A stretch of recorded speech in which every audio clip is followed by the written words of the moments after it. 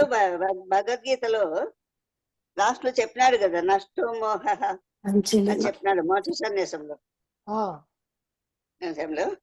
అంటే నీ కృప వలన నా మోహం నశించింది అని.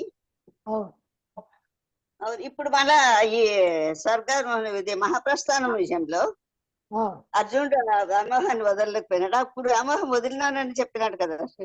అవును, ఇప్పుడు మీలో చాలా మంది నాకు చెప్పారు, ఇప్పుడు బాగా అర్థమైందండి, నేను బాగా మారిపోయాను, నాలో చాలా మార్పులు వచ్చినాయి, నేను అన్నింటిగా సాక్షి భావంతో చూస్తున్నాను అని చెబుతున్నారు.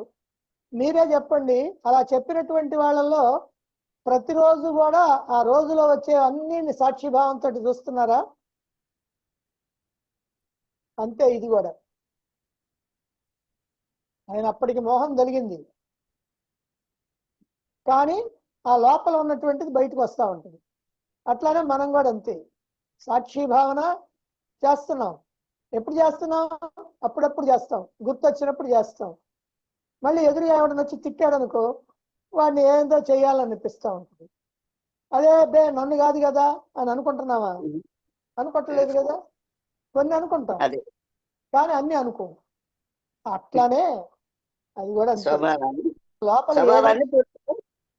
లోపల ఏదైతే ఒక భావం బాగా స్థిరంగా ఉండి జన్మ జన్మల నుంచి మనకు వచ్చిందో ఆ లక్షణాన్ని తొందరగా వదులుకోలేము. అది మంచిది కానీ చెడ్డది కానీ. మొత్తానికి ప్రతి విషయంలో మోక్షార్థ ప్రతి సాధకుడు యోగ భ్రష్టం కాకుండా తెలుసుకోవాల్సిన విషయం మాత్రం అర్థమవుతుంది, ముఖ్యమైనది. చూడు, ఏ ఒక విషయం అంటే సాధ్యమైనంత వరకు ఎటువంటి వాళ్ళకు కూడా కొంత ఉంటుంది, సాధ్యమైనంత వరకు వదిలించుకోవడం ప్రయత్నం చేయాలి, మన ప్రయత్నం ఉండాలి. ఎందుకంటే శాస్త్రాన్ని తెలుసుకోవటం వేరు, గుర్తు పెట్టుకోవటం వేరు, అనుభవంలోకి తెచ్చుకోవటం వేరు. అది అది చాలా సంతోషంగా ఉంది మేడం, ఈ విషయాలన్నీ తెలుసుకున్నాను. ఈ సౌప్తిక పర్వం కూడా చదువుతుంటే చాలాగా ఉంది. అశ్వత్థామలో ఆయన ప్రబంధించడమోను అది వింటున్నాను, ముందు పాతవి యాప్ లోను చూస్తున్నాను, చాలా బాగా అర్థమవుతుంది. కొంచెం నిదానంగా ఇంకా పూర్తిగా వివరంగా చదవాలా వింటున్నాను. నమస్కారం గురువు గారు. మనం గ్రంథాన్ని చదవకపోవటం వల్ల సినిమాలు చూసి లేకపోతే వాళ్ళు వీళ్ళు చెప్పిన కథలను చూసి ఇప్పుడు కనుకైతే సోషల్ మీడియా ద్వారా మన మైండ్ లో,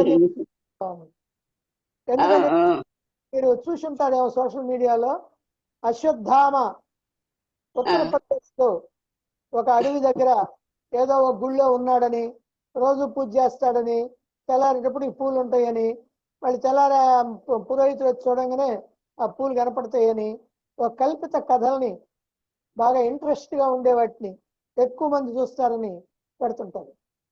కానీ మహాభారతంలో ఏముంది?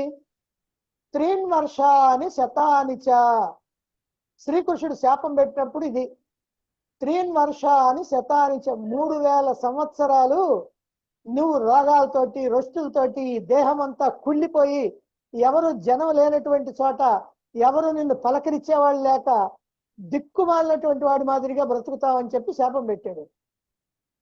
3000 సంవత్సరాలు అంటే ఇప్పుడు 2000 అయిపోయింది, 5000 సంవత్సరాలు, ఇప్పుడు 5000. మహాభారత యుద్ధం జరిగి ఇప్పుడు 5000. ఆయన శాపం పెట్టింది 3000 సంవత్సరాలు అంటే అయిపోయింది, అయిపోయి 2000 సంవత్సరాలు అయిపోయింది. కానీ ఇప్పటికి కూడా ఆయన అక్కడ ఉన్నాడంటారు. ఇప్పుడే కాదు, ఇంకా 10,000 సంవత్సరాల తర్వాత కూడా అక్కడ ఉన్నాడంటారు. అది కనుక ఎన్నో ఉంటాయి.